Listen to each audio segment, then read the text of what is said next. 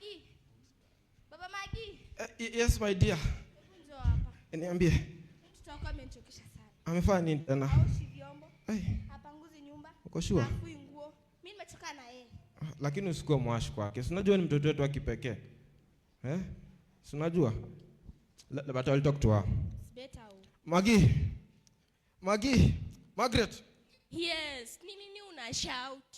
Kwa nyumba nani? Si kwa nyumba yako. With those permission kwa nyumba nani unanijibiza? Si ni kwa nyumba yako. Mama Maggie. Hii ndio unasema? Do you know your jina nimekupea ni jina ya nani? Ya nani? Your greatest grandmother. So ningefanya? Na kwa na tabia gani yako? Tabia gani? By the way, your mother is really complaining. Kwa nyumba uoshi vyombo, haupiki. You're becoming a nuisance in my house. Dad, niko na swali moja.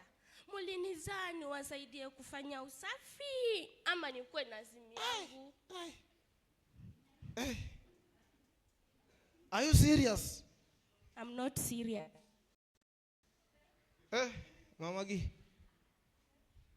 Nimeona kweli uko serious.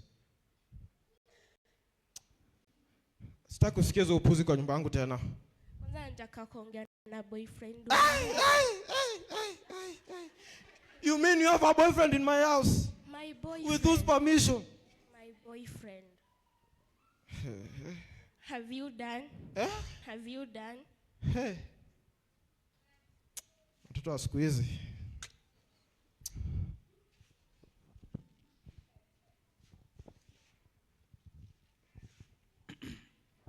Ati sheep. Mimi nakaa kondoo. By the busy yangu siku hizi imeenda chini. Ama ni venye high schoolers wamerudi shule. Acha nipige girlfriend yangu kidogo. Halo. Nimekumiss, kwani uko wapi?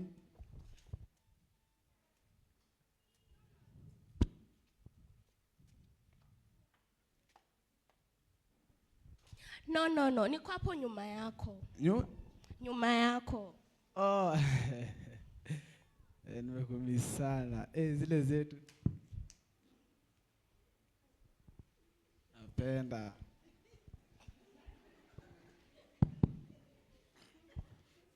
Nilikuwa nimekumiss sana. Anyway, unajua nikikuangalia nasianga kusoma the book of Jeremiah, Isaiah, because you are my savior. Mungu bariki wengine. Na bado sijamaliza.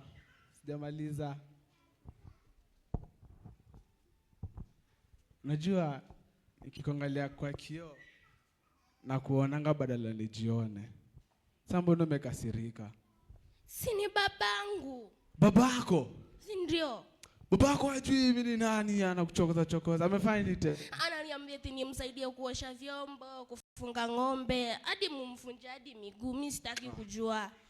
Kwanza ni temboki kwanza hapo hivi. Halo. Mkuja hapa tuvunje mzee fulani hapa. Tupatane hapo chini.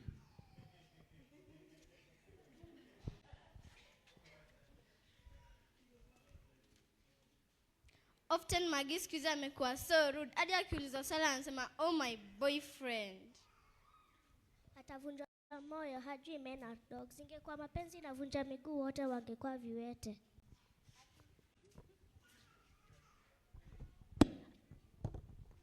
Aki, we need to help Maggie come back to sense na understand the need for respecting her parents na tumrudishe church, youth classes, maybe ataweza come as one.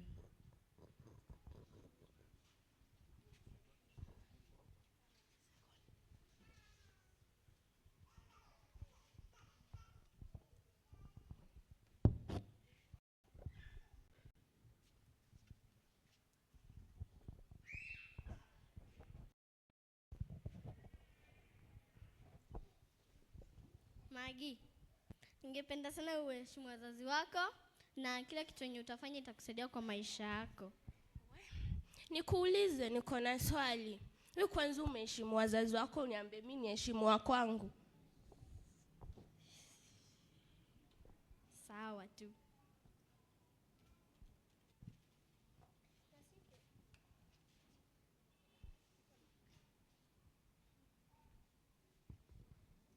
Na si kubaya Magi.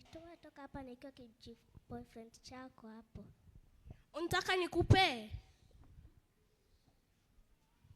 Kumaanisha hutaki kulive long on earth.